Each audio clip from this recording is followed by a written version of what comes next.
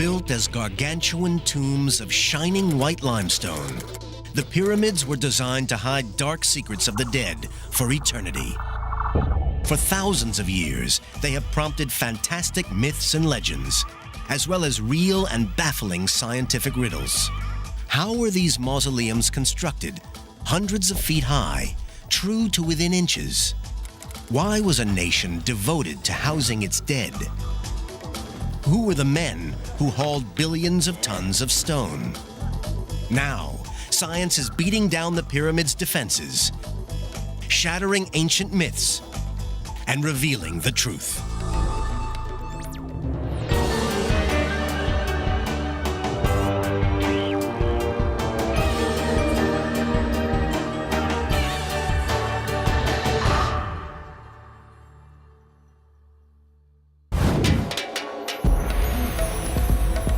The pyramids of ancient Egypt stand like giant sentinels watching over the city of Cairo. Built more than 2,000 years before the birth of Christ, these stone giants continue to mystify and captivate archaeologists seeking to understand their origins and purpose. I think Egypt has such a grip on us because they had access to stone, and with that stone, they built the world's first skyscrapers. There's something about us that we see in that. The pyramid builders left no record of how they erected these massive superstructures, and thousands of years of myth and legend have hidden their real purpose. The only clues are the pyramids themselves. Scientists must study the stones to discover how these extraordinary buildings were constructed, and to learn who built them using simple, primitive technologies. These are very sophisticated monuments. The Great Pyramid is the high-tech of antiquity. The scale of the achievement is astonishing. The Great Pyramid is 481 feet tall and is made up of 2.3 million blocks, some weighing as much as 50 tons. The whole structure weighs almost 6 million tons. That's the equivalent of 16 Empire State Buildings. For 38 centuries, it was the tallest building on Earth. What's more, it's an incredibly precise piece of engineering. The 755-foot sides vary in length by less than 2 inches. It's not just the exterior building that's extraordinary. Inside is a complex of passageways and chambers built from one of nature's hardest rocks. The stonework is so precise that even a credit card cannot slip between the blocks, all constructed by a people who hadn't discovered the wheel. The accuracy of the Great Pyramid is something that makes me stand in awe. The first Egyptologists tried to blast their way to the truth with dynamite. They forced their way into the pyramid's secret chambers. But they may have destroyed more than they uncovered. Dynamite especially might have obliterated clues left behind by the ancient Egyptians, telling us more about the pyramids or how they were built. Now archaeologists are using the latest technology to search for wonders hidden deep within the stones. I really actually believe that the burial chamber of that king is still hidden inside the pyramid. But for other archaeologists, it's the buildings themselves that are the true wonder. The greatest mystery about the pyramids is not secret chambers, it's how the Egyptians managed to build them with the technology they had.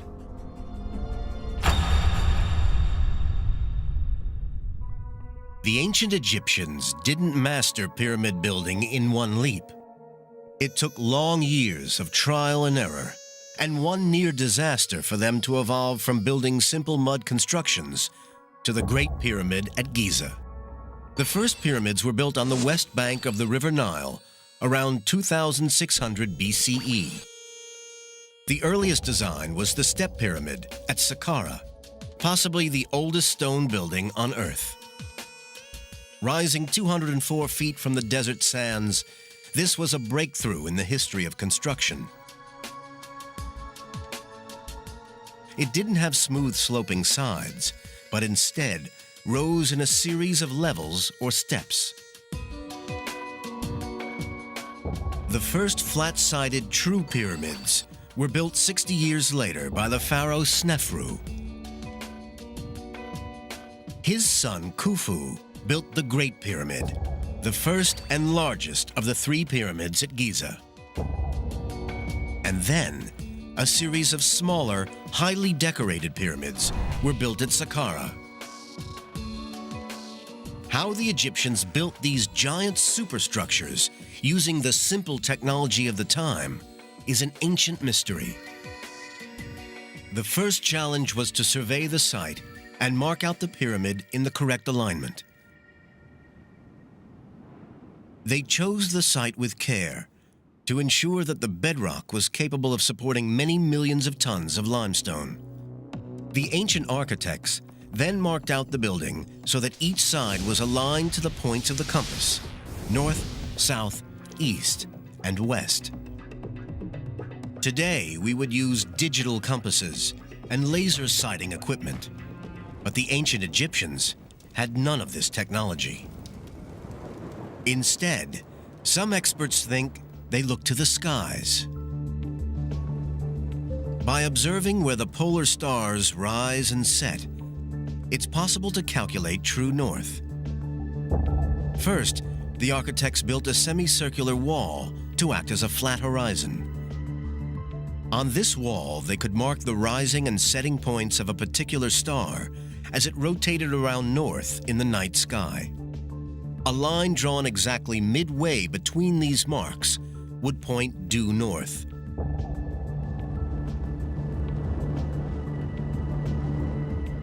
Using just this low-tech method, the Great Pyramid was aligned with breathtaking accuracy. It is off true north by less than 1/20th of a degree. Engineer and pyramid rider Robert Bauval has aligned modern buildings himself. He is astounded by the accuracy achieved by the ancient Egyptians. It beats me how they did it. And I've set out buildings with optical instruments, with the aid of cranes to place the stones, and sometimes I don't get them that accurate. Having calculated due north, the architects plotted out an alignment line that forms one side of the pyramid's footprint. They then marked out the remaining 3 sides using measuring rods and cords. With the plan of the pyramid now set, the engineers then carved a level base out of the bedrock to support the giant structure. A perfectly horizontal foundation was needed for a precise and stable pyramid. British engineer Dennis Stocks is an expert in ancient Egyptian construction techniques. His work has unraveled many of the mysteries of pyramid building. Modern foundations are leveled with lasers and spirit levels. Stocks believes that the Egyptians used water. In order to get the pyramid base nice and flat and level, the ancient Egyptians used a channel. It's like this one here, only it would stretch all the way along 755 feet, the whole side of the pyramid. And then they would put some water in, and it would act as a kind of spirit level. All he has to do is follow the line of the water along it, and then he can be sure that the pyramid base will be truly level and truly horizontal. Stocks believes that such a water trench could have been built on a massive scale along the whole edge of the pyramid. In this way, the engineers could ensure the whole base was level. But to check that all 2.3 million blocks were kept level as the pyramid grew upwards, the Egyptians used another ingenious device. The tool I'm using is made of wood, and it's called the A-frame. All it is 2 pieces of wood joined together at 90 degrees at the top with a crossbar and a hanging plumb line.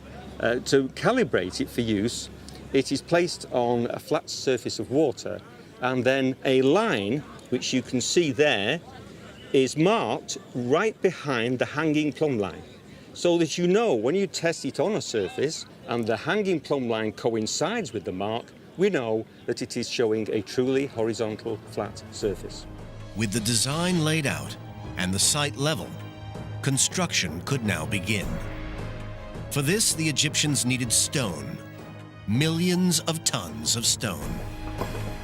But how did they quarry such incredible amounts without the aid of dynamite, jackhammers, or even iron tools? During the ancient Egyptian Old Kingdom, 18 major pyramids were completed in a 500-year period. They contain 1/3 billion cubic feet of stone, stone that had to be quarried, cut, and transported to the sites. Even for modern engineering companies with modern technology, this would be a daunting task. Yet the ancient Egyptians managed it with the most rudimentary tools. Dennis Stocks is traveling to Tura near Cairo, where much of the high-quality limestone used in the pyramids was quarried. He believes the Egyptians cut this stone using a soft metal, copper. Stocks has built replica copper chisels based on ancient artifacts found in Egypt. By using those, I feel that I am as close as I can get within the mind of ancient Egyptian workers and how they felt. But copper is a soft, malleable metal which bends and blunts easily. How can it be used to cut limestone? Now, the tools that I have in my hand at the moment are the first ones that the ancient craftsmen would use. And this one is a mallet, which is used to strike this copper tool, which is shaped into a chisel. And in order to do this, you lay the chisel against the stone at an angle, position the mallet, and then strike. Quite hard blows, and you will see big chips of stone coming away. That's all right for rough working, but we have another copper chisel which can be used for more finer working in order to get much less stone off at a time, but will bring the surface closer towards the surface which is totally flat. Stocks' research shows that it's possible to carve limestone blocks using soft copper chisels. And it turns out that the Egyptians were the unwitting recipients of some good fortune. Detailed chemical analysis of ancient tools shows that Egyptian copper wasn't pure. It contained small traces of arsenic. By a lucky chance, this impurity holds the copper crystals together and actually makes this copper tougher than its pure form. This fluke of chemistry helped the Egyptian stonemasons quarry most of the 2.3 million limestone blocks in the Great Pyramid.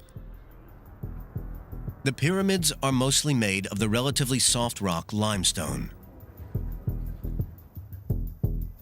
But the Egyptians also used a much tougher kind of stone, granite. They used this hard, beautifully colored stone for the most important sections of the design, such as the King's Chamber within the Great Pyramid. And copper chisels have absolutely no effect on this rock. Sophisticated modern quarrying tools can cut through granite, but the Egyptians had not even learned how to forge iron.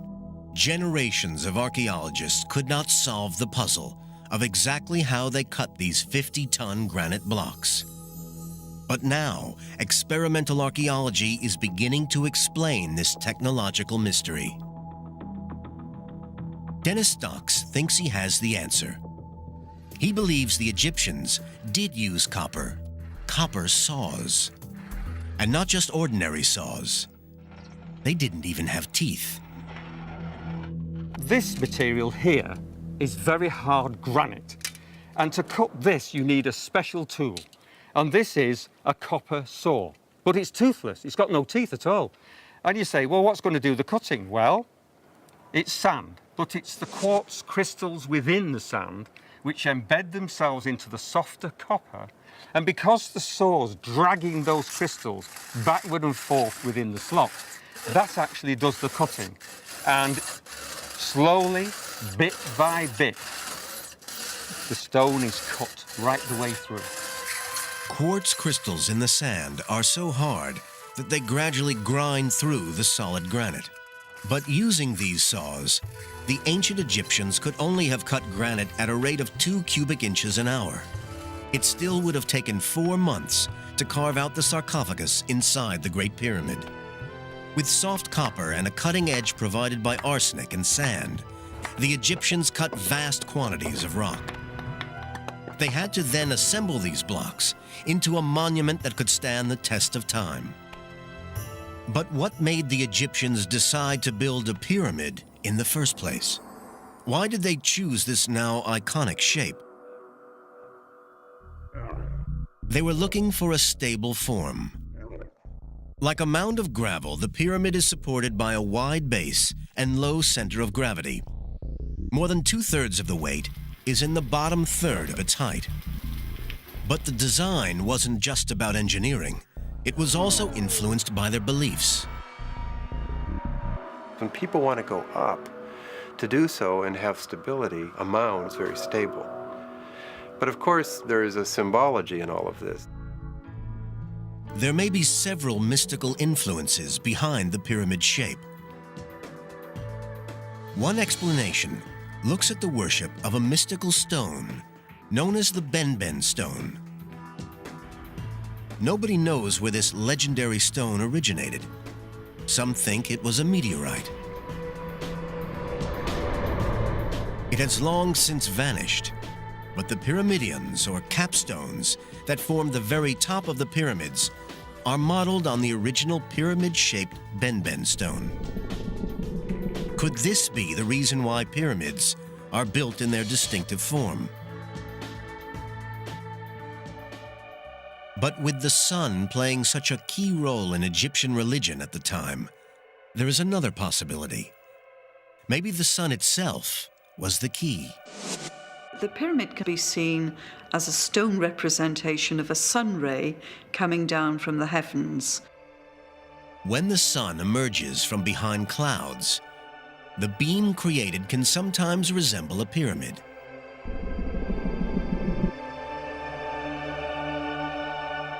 So a stone representation of a sunbeam is a possibility.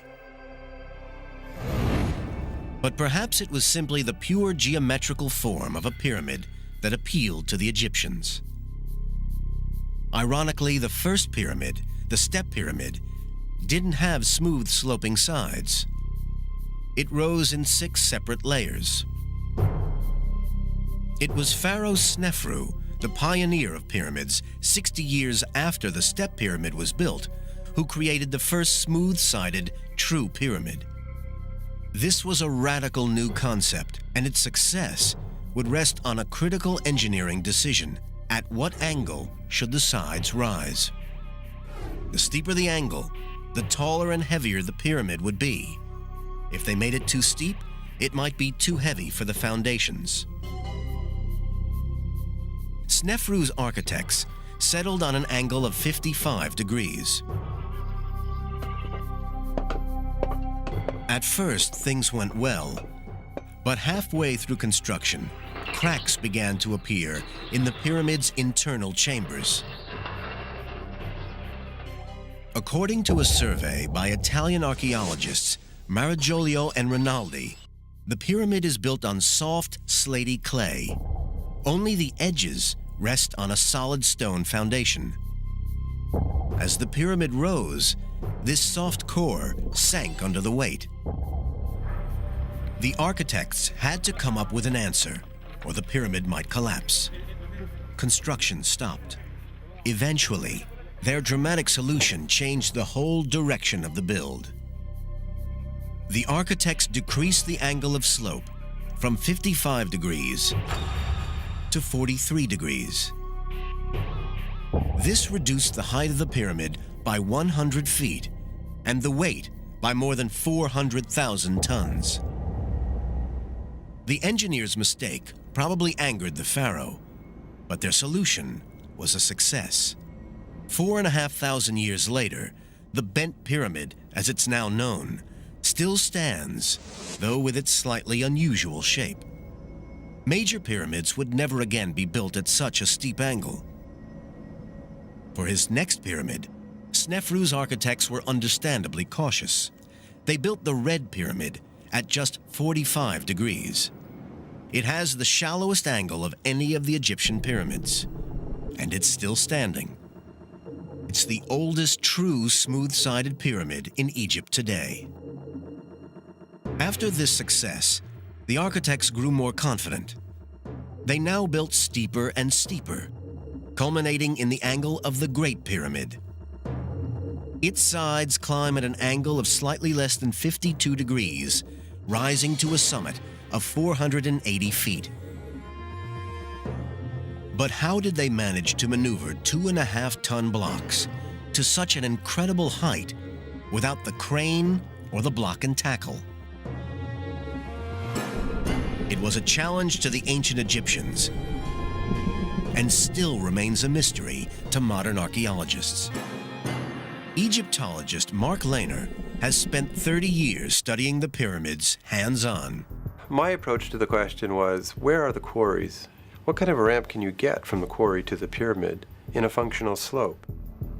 Lehner and almost all Egyptologists believe that some kind of ramp was used to raise the stone blocks. The type of ramp remains a mystery. Did they approach the pyramid straight on? Zigzag up one side? Or spiral around it? It's not a problem that's been totally solved, and I've given my suggestions. I've tried to base them in the landscape, but a lot of it is still inference. Because the ramps were dismantled once the pyramid was complete, only fragments of evidence are available to archaeologists. But it was ramps and sheer muscle power that allowed millions of blocks to reach the summit.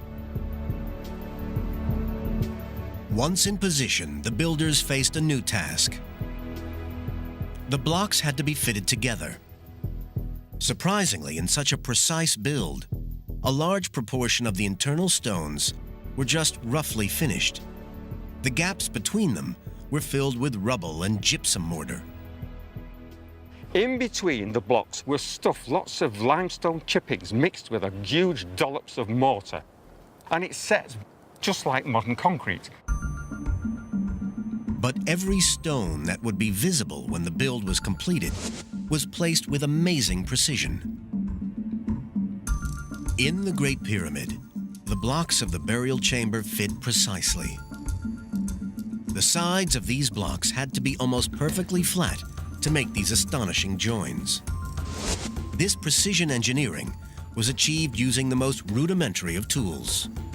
Yes, we'll use this rods and string tool in order to find out whether the surface is truly flat. And by using a third rod, which is the same length as the other two rods joined by the string, which is now pulled very taut, we can see if it just slips under. Now, we've got a bit of a high spot there. Now, in ancient times, they would mark that simply by putting some red ochre on, just to remind the workers where to go to, and check along the length of the string.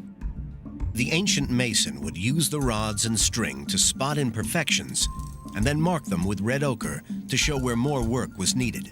Using two further tools, this one being a flint scraper and this one being a sandstone rubber, now we can use the marks as a guide to scrape away the high point like so. And it's obvious that as you scrape, the mark disappears, and with it, of course, the high spot. This same technique was also used in the final stage of construction. The rough internal blocks were covered with an outer casing of perfectly smooth stone. This was carved from the highest grade limestone and had to be carried across the Nile to the pyramid site. With this polished casing, the pyramid would have shone dazzling white in the Egyptian sun.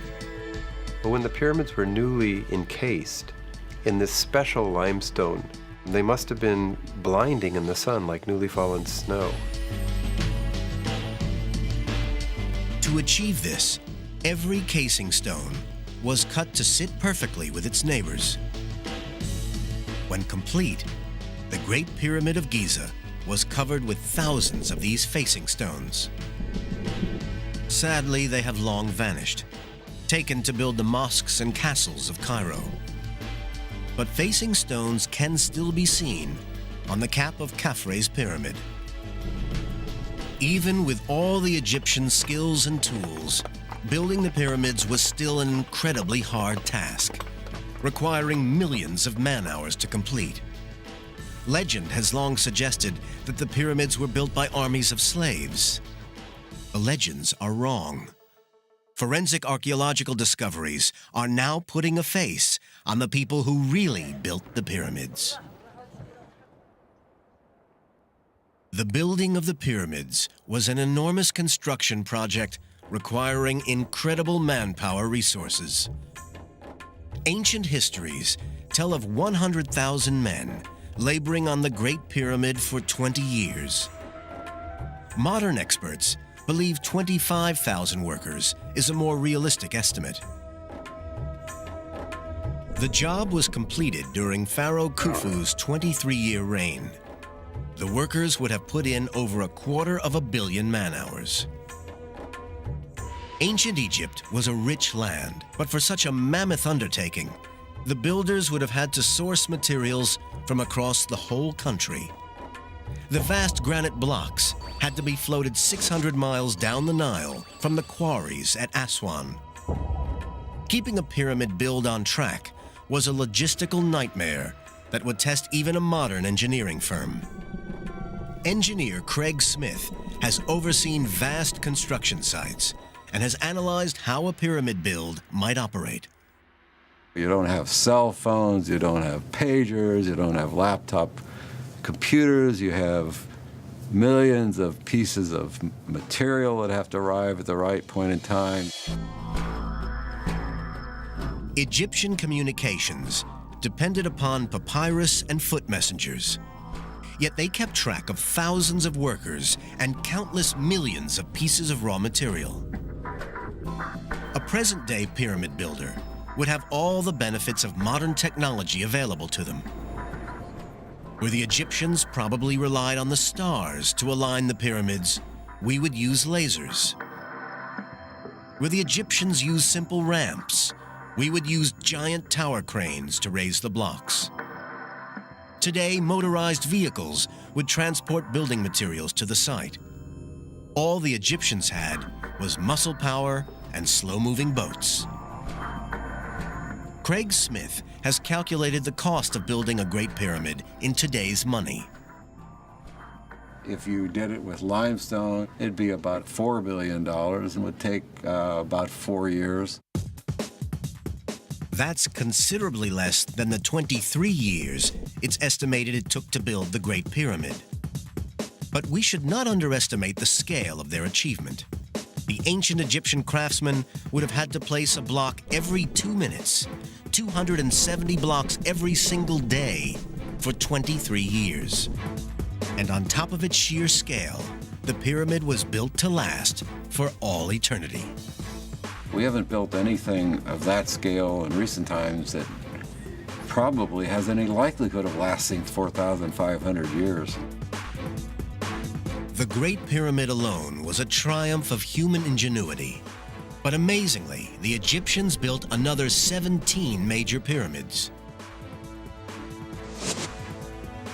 This pyramid building epic spanned 5 centuries and was perhaps the greatest construction project of all time. These pyramids are known by the names of the pharaohs who commissioned them, but the identity of the actual people who built them has long remained a mystery until now.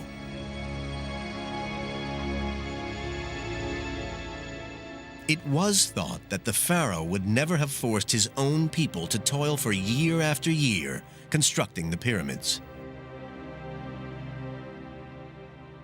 Instead, it was believed that they were built using slave labor, possibly the Israelites. In recent years, archaeologists have excavated the areas around the Giza pyramids. Their finds have radically changed the theories on who built the pyramids. Renowned Egyptologist Dr. Zahi Hawass has discovered the tombs of the actual pyramid builders. Dr. Hawass was surprised at the elaborate nature of these tombs. They do not look like humble burial grounds for slaves.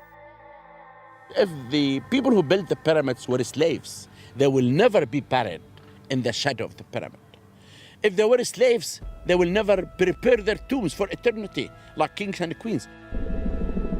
Dr. Hawass's work is finally letting us see pyramid construction from the workers' perspective. Before our discovery, you know a lot about kings and queens, but you know nothing about the people who really worked in building the pyramid. But who were the actual workers? The answer comes from the new science of forensic Egyptology. Egyptologist Rosalie David works with biologists and artists who reconstruct the lives of the men who built the pyramids.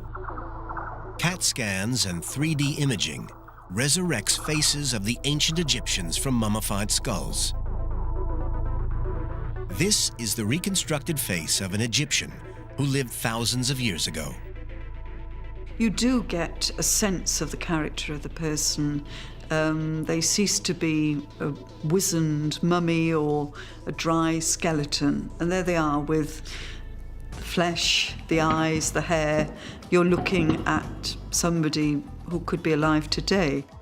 Forensic analysis of workers' bones provides conclusive evidence that the pyramid laborers were not foreign slaves. The idea that the pyramids were built by slaves is totally wrong.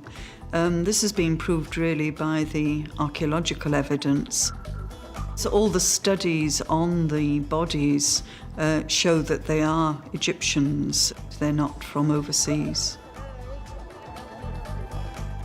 The bones also show clear evidence of medical treatment. Broken limbs have been reset. One skull even shows signs of early brain surgery. Foreign slaves would never have been granted such high-quality medical attention. But where was this native workforce housed? To Mark Lehner, the pyramid builders' town must have been near the Giza Plateau. If there were 20,000 people out there, to say nothing of 30,000, it would have been one of the largest cities in the world in the 3rd millennium BC. So where was it, and where was all the infrastructure? Lehner's breakthrough came when he excavated a site to the southeast of the pyramids, next to the workers' tombs. Everywhere we put down an excavation trench, we found large, substantial mud brick walls, evidence of an ancient settlement. The layout of this long-hidden town exposes more and more about the lives of the pyramid builders. Well, the footprint of this lost city tells us something about how they organized their society in this very early period when they built pyramids. Feeding the workers may have been the biggest organizational challenge, and Lehner's team has found evidence that the craftsmen were well catered for. From remains found on the site, it's clear that the pyramid builders received generous rations, including beer, meat, and fish. They were very well organized, they were well fed, they were looked after because they were very important. But it appears that the middle management may have been even better looked after. They were eating a lot of meat, sheep, goat, but especially cattle. They ate very well, but we're seeing that some people on the site ate better than others. Mark Lehner believes that this core of professional craftsmen and officials were kept on site. But the hauling of the blocks was carried out by villagers who came to work on the site for a few months or years. For these unskilled workers, pyramid building was a bit like military service. This was an army mobilized from the length of Egypt, but they came to build rather than to fight. What really fascinates me about the pyramids is not so much the king or the little man in the trenches, but the whole human network that could create something like the Great Pyramid of Khufu. But what drove the ancient Egyptians to dedicate so much energy and manpower to the pyramids? Why were thousands of men brought from across the country to labor on this site? These questions have intrigued archaeologists as they try to solve the third great mystery of the pyramids. What were they for? Back in medieval times, it was thought that the pyramids were the giant granaries of the biblical character Joseph. But most modern Egyptologists believe that they are tombs for the pharaohs. The largest and grandest tombs ever built. Although centuries of tomb raiding means that no remains of a pharaoh have ever been discovered inside a pyramid. And no mummy was ever found in the so-called burial chamber of the Great Pyramid of Khufu. Dr. Hawass, however, is convinced that there is enough written evidence to prove the pyramids were built as tombs for the pharaohs. There is lots of evidence in inscription, in literature, that telling us that this is a tomb for the king. But a tomb for a pharaoh was more than just a resting place for his body. Deep within some pyramids is evidence of another, more magical function. These tombs were built as gateways to the stars. The ancient Egyptians poured resources and manpower into building the pyramids, the greatest stone monuments on the planet. It's believed that they were built as tombs, but their true importance to both the pharaoh and Egypt itself remained hidden. For centuries, these silent giants kept their secrets until a discovery made by pure chance. In 1879, a workman was passing one of the later Saqqara pyramids at dawn when he saw a jackal. The beast seemed to be taunting the workman, almost asking to be chased.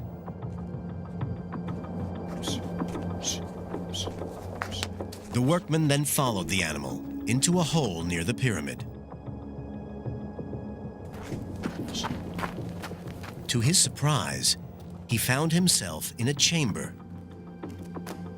Lifting his lantern, he saw that the walls were covered with hieroglyphs. These ancient sacred writings had been hidden for thousands of years.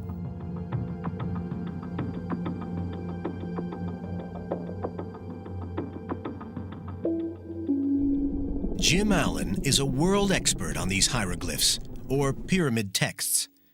He believes they give us a unique insight into the intentions of the pyramid builders. They are the oldest religious texts known from Egypt, which makes them one of the oldest bodies of religious texts in the world. The texts revealed nothing about how the buildings were built, but they do reveal the pyramid's ultimate purpose. The pyramids were not created as simple resting places for the pharaohs. They were built as giant machines for turning men into gods. The pyramid is like a cosmic engine. It is designed to transform the dead being beneath it into a living spirit. When the king died, the ancient Egyptians believed that Egypt and existence itself was plunged into mortal danger. Even after death, the ruler had to protect his country from drought, famine, and the forces of chaos. The mummified pharaoh was carried into his giant tomb, along with food, clothes, jewels, and treasures, everything he would need in the afterlife in the stars. Salima Ikram has studied ancient Egyptian beliefs about the afterlife. The basic thing is it's very much like this life, except better. So everything you wanted in this life, if you have managed to put it into your tomb, you can have it in the afterworld. The pyramid texts leave a record of the rituals that were performed over the mummified body of the pharaoh.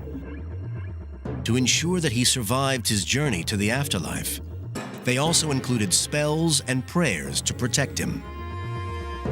We tend to think of magic as abracadabra, wizards, witches, Harry Potter. To the ancient Egyptians, magic was a part of the universe. For the Egyptians, This was the science of survival. There is no superstitious mumbo jumbo in ancient Egypt.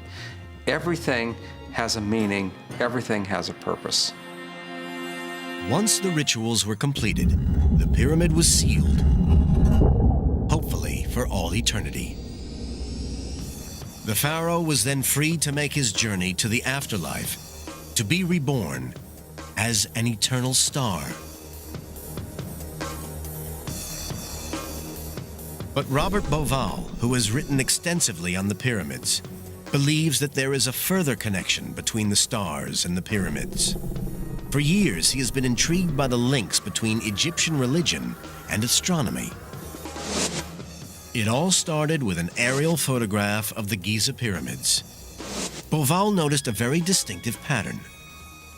I was looking at monuments that had been laid according to a plan. There were two large pyramids set along a diagonal. But what bugged me, what really got me, was there was a third, smaller one offset from the diagonal. This faulty diagonal reminded him of the stars of Orion's belt. It has two bright stars and one dimmer star offset. The relative sizes and positions of the three Giza pyramids seem to match those of the three stars. For some Egyptologists, Bauval's theory is just a coincidence. If you look at the stars in the Orion constellations, you'll find that they do not fit with all the Old Kingdom pyramids at all. You'll find maybe very few with computer you can really match this. Dr. Hawass argues that many other stars in the Orion constellation do not match the layout of any pyramids on the ground. But to Robert Bauval, the correspondence was clear evidence of an astronomical master plan, explaining the layout and design of the major pyramids. You cannot deny the fact that there are three stars that look like the plan of the pyramids. Two large ones, small one, offset. Two large pyramids, small one, offset. That is a fact. It's a fact. What isn't a fact is whether it is a coincidence or not. For Bauval, there is another piece of compelling evidence within the overall design of the pyramids that backs his astronomical theory. There are four narrow shafts built into the structure of the Great Pyramid. Just 8 inches wide, they climb upwards through the solid stone interior from the king's and queen's chambers toward the surface for over 200 feet. They were carefully built into each layer of stones as the pyramid rose. These stone shafts may hold clues to some of the last remaining mysteries of the pyramids. Originally, it was thought that the shafts were designed as air vents to bring fresh air into the pyramid for the workers toiling inside. However, for Bauval, these shafts are far more significant. As he examined their orientation, he felt he was cracking a secret code, a code built into the very structure of the pyramid. But it was exciting to realize that I was beginning to listen to the silent language of the pyramid. Bauval believes each of the 4 shafts running through the Great Pyramid is built to point directly toward a major star. What's more, each of these stars is critically important in the ancient Egyptian religion. One of the southern shafts points toward Sirius, the counterpart of the goddess Isis, while the other points to Al-Nitak, one of the stars in Orion's belt. This constellation was the heavenly equivalent of Osiris, the Egyptian god of death and resurrection. The star shafts may be aligned this way to help the spirit of the pharaoh ascend to heaven, to join the god Osiris and become a star alongside him. For Bauval, this realization was like solving an ancient riddle. So we have a kind of language, if you like. I call it astroglyphics. The pyramid speaks through its architecture and through its symbolic astronomy. Although Bauval's theory is totally rejected by some Egyptologists, other mysteries and rumors still surround the shafts. Dr. Hawass believes that they may lead to unseen treasure within the pyramid's core. If I'm right, this will be the most important discovery in Egypt and in the world.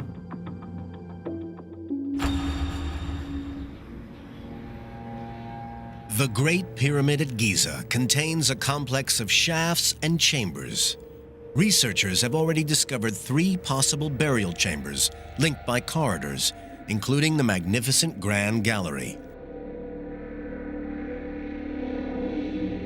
But in recent years, interest has focused on 4 mysterious shafts that run from the King and Queen's chambers toward the surface. These narrow channels are surrounded by rumors of hidden chambers and astrological links. In the 1980s, a French team studied the structure of the Great Pyramid using microgravimetric techniques which detect variations in the density of objects. Their study identified several areas of differing density, suggesting that there may be undiscovered chambers near the top of the pyramid. In 1993, Dr. Zahi Hawass worked with a German robotics team to explore the shafts in the Queen's chamber. What they discovered rocked Egyptology. After 200 feet exactly, the robot was stopped in front of a door with 2 copper handles. The southern shaft was sealed by a solid limestone slab, which blocked the robot exploring further. In 2002, a different team went back with a more advanced robot. It carried drilling equipment designed to cut through the limestone panel. Remote sensing techniques, similar to those used to find earthquake survivors, had revealed that the slab was only 3 inches deep. The robot climbed up the narrow shaft and drilled a small hole, just big enough for a tiny camera to pass through. What the camera revealed was totally unexpected. Another limestone door across the shaft. For some observers, it was a bitter disappointment. But for Dr. Hawass, this was still an important find. We are not looking for the doors of Alibaba and the 40 thieves. We are looking for archaeology. Then anything that you discover inside the pyramid, it's a major discovery. Behind this second door is a region of the pyramid unseen for over 4,500 years. Dr. Hawass believes that a hidden chamber may lie behind the limestone slab. He is now ready to go back inside the Great Pyramid and believes he may find the ultimate archaeological prize. I still believe that the burial chamber of Khufu is still hidden inside the pyramid, that we're going to go through the first door and the second door to find out what is the mystery behind them. If Dr. Hawass uncovers the tomb, it could be the greatest find ever, greater even than the discovery of the tomb of King Tut. Here may lie the last mystery of the pyramids, the final resting place of Khufu, one of the greatest of pharaohs. Sealed since the day when the pyramid was finally completed and stood gleaming in the desert sun. The Great Pyramid is the only wonder of the ancient world left standing. Its polished stone casing has long gone, and it has lost 30 feet in height since it was built. But even at that rate, it might take another 65,000 years before it disappears from the skyline.